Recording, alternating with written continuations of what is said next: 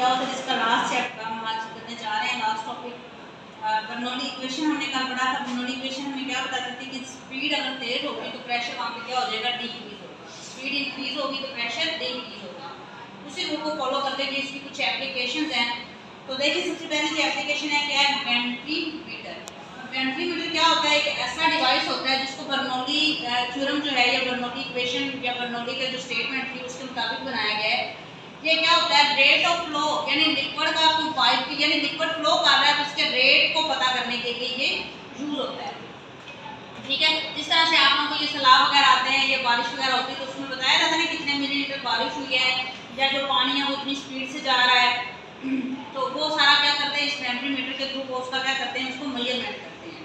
तो देखिए it is a device that is based on Bernoulli theorem and it is used for measuring the rate of flow of liquid through the pipe. ठीक है, using Bernoulli theorem बेंटलीमीटर formula के नीचे इसका formula लिखा हुआ है, V = A1 A2 under 2Hg A1 का square minus A2 का स्क्वायर। ठीक है, तो यहाँ पे जो A है वो क्या है, इसका एरिया बताया गया है पाइप का, दोनों साइड का A1 E का एरिया होगा और A2 क्या होगा, इसका दूसरी साइड का एरिया होगा। ठीक है, उसके अलावा देखेंगे अब बेंटलीमीटर क्या है, बर्नौली इक्वेशन की या बर्नौली थ्योरम की एप्लीकेशन है, जो कि एक ऐसा डिवाइस बनाया गया है जो कि पानी के जो रेट जो पानी का फ्लो है उसको मेजरमेंट करता है कि पानी किस रेट से फ्लो कर रहा है, किस स्पीड से फ्लो कर रहा है। उसके बाद देखें अगली हमारे पास एप्लीकेशन है वर्किंग ऑफ एन एरोप्लेन। एक एरोप्लेन जो है उसको किस के थ्रू बनाया गया है, इसी मेजरमेंट के थ्रू, इसी थ्योरम के थ्रू बनाया गया है कि जो उसके पर होते हैं जहाज के, उनको इस तरह से डिज़ाइन किया गया है कि जो हवा का प्रेशर है उसको वो कंट्रोल करते हैं कि हवा का प्रेशर कम हो जाता है और जो एरोप्लेन है उसका प्रेशर ज़्यादा होता है, जिसकी वजह से वो क्या करता है, आगे की तरफ मूव करता है। तो देखिए जरा the shape of the wings is such that the air passes at a high speed over the upper surface than the lower surface। वो क्या कह रहे हैं कि जो विंग्स की शेप है वो इस तरह से बनाई जाती है कि जो हवा है वो ऊपर से गुजर जाए परों के बजाय इसके कि वो नीचे से गुजरे। ठीक है, ऊपर से गुजरेगी तो क्या होगा, प्रेशर नहीं, अगर नीचे से गुजरेगी तो उससे क्या करेगी, वो प्रेशर क्रिएट करेगी, जहाज क्या होगा आगे की तरफ जाने की बजाय ऊपर की तरफ जाएगा। ठीक है, तो इस तरह से उसकी इस तरह उसको बनाया गया है तो उसकी जो हवा है वो परों के ऊपर से गुजर जाएगी।